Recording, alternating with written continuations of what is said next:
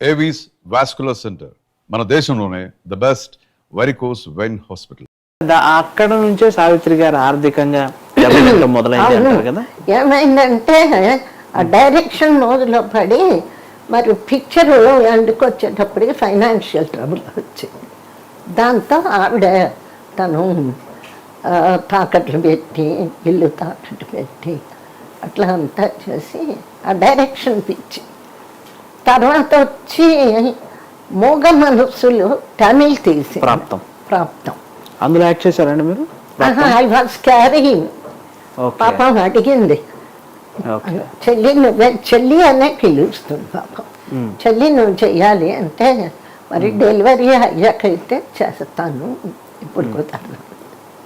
తర్వాత చంద్రకళను ఏమన్నా పెట్టి అక్కడ బాగా దెబ్బతిన్నాడు. 5 సంవత్సరాలు జరిగిందట కదా. అక్కడ ఏమైంది పాపం, శివాజీ గణేశన్ హీరో, చంద్రకళ నా క్యారెక్టరు, తన క్యారెక్టర్ తను. ఒక ఫస్ట్ రెండు షెడ్యూల్స్ 1 షెడ్యూల్ అయింది.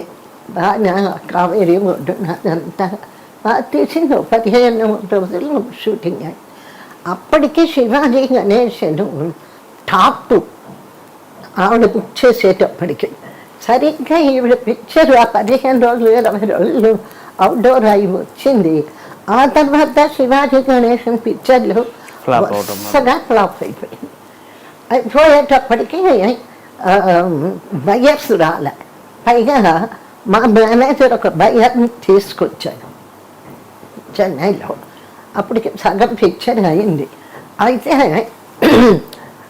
అప్పుడు మేము చెప్పాము, అక్క మంచి ఆఫరు, నీ మనీ బ్లాక్ చేసుకున్నాం, శుభ్రంగా బయర్ ఇస్తానంటున్నాడు, అమ్మేసేయి అంటే ఇచ్చేసేయంటే లేదు ఇంకా వస్తుంది. అప్పుడు ఎంతో డబ్బు తెలియదు కానీ మొత్తానికి మేమే తీసుకొచ్చాం బయ్యర్ని. మా మేనేజర్ తీసుకొచ్చి ఉపయోగించుకోవాలి. దాంతో బయ్యర్ వెనక్కి వెళ్ళాడు. సరిగ్గా ఈవిడ పిక్చర్ ఎడిటింగ్ వచ్చే నాటికి శివాజీ గణేశన్ మార్కెట్. ఇక దాంతో రిలీజ్ కూడా ఇంచుమించు ఆవిడ చేసుకోవాల్సిన పరిస్థితి. ఏదేమైనా నా అనుభవంలో హీరోయిన్స్ సినిమాలు తీసి దెబ్బతిన్న వాళ్ళు ఎక్కువ ఉన్నారు కానీ సక్సెస్ఫుల్గా ఎవ్వరు లేరు. ఒక భరణి భానుమతి గారు చేశారు అంటే ఆవిడకి స్టూడియో ఉంది. అంజలి గారు కూడా ఆవిడ అదృష్టం బాగుంది, ఆవిడ ప్రొడ్యూసర్ అయిన డైరెక్షన్ అనేది మొత్తానికి సక్సెస్ అయింది భానుమతి అంజలి. మిమ్మల్ని డైరెక్ట్ చేయమని అడగలేదండి? చాలా మంది అడిగే ఉండాలి ఇన్ని సంవత్సరాలు. అడిగారు కానీ నాకు ఇంట్రెస్ట్ లేదు. డైరెక్షన్ అంటే వద్దనుకున్నారు. తర్వాత రిటైర్ అయ్యాక డాక్టర్ భారతి చేశాను. అది పాపను పెట్టి అప్పుడు కొంచెం అందులో చేతులు కాల్చుకున్నాను సినిమా కోసం. కానీ చాలా బాగుంటుంది ఆ సీరియల్, నేను చూశాను. అది చూసారా? చాలా సినిమా లాగా తీశాను. అవును. ఒడ్డు ఆవిడ డాక్టర్ క్యారెక్టర్ విలేజ్కి వెళ్ళి సేవ చేయటం, అక్కడ కథ మీరే రాశారండి? రామానాయుడు గారి దగ్గర. ఇదే సావిత్రి లాగానే నాకు కూడా డైరెక్షన్ మోజు పుట్టి దీని రైట్స్ ఈయన రామానాయుడు దగ్గర ఉంటే 10,000 ఇచ్చి కొనుక్కున్నా రైట్స్. కొనుక్కొని మొత్తం ఒకేసారి అవుట్డోర్ మంచి చక్రవర్తి మ్యూజిక్ అన్నీ బుక్ చేశాను. మొత్తం అటాచ్ తెచ్చి 1 month షూటింగ్. నటిగా ఒక గొప్ప ప్రస్థానం, ఒక గొప్ప అధ్యాయం ముగింపు దశలో మీరు రాజకీయాల వైపుకి వచ్చేసారు. రాజమండ్రి ఎంపీగా గెలిచారు, గొప్పగా సేవ చేశారు, ఇప్పుడు కూడా చెప్పుకుంటారు అక్కడ ప్రజలు.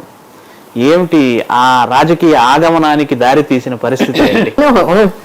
హైదరాబాద్ వచ్చాక 72 చెన్నై నుంచి ఇక్కడికి షిఫ్ట్ అయిపోయా. రోడ్ నెంబర్ 12 ఇక్కడ 2000 గజాల్లో ఇల్లు కట్టుకొని ఎప్పటికైనా మన రాష్ట్రంలో మనం ఉండాలి అని చెప్పి ఇక్కడికి రావడం స్థిరపడ్డా. ఇక్కడికి వచ్చిన తర్వాత ఈ నిరుపేద డ్రామా కళాకారులు ఒక కళారంగానికి సంబంధించిన దీంట్లో యాక్టివ్గా తిరిగారు. అది చూసి రంగస్థల వృత్తి కళాకారుల సమాఖ్య మొత్తం ఆంధ్రప్రదేశ్ అన్ని జిల్లాల నుంచి ఉంది. దానికి ప్రెసిడెంట్గా నన్ను ఎన్నుకున్నారు. నాకు చెప్పాను, నాకేం తెలియదు అయ్యా ఈ నాటకరంగం, ఎప్పుడో చిన్నప్పుడు డ్రామా వేసాము అంటే, లేదండి మీరు సంగీత నాటక అకాడమీలో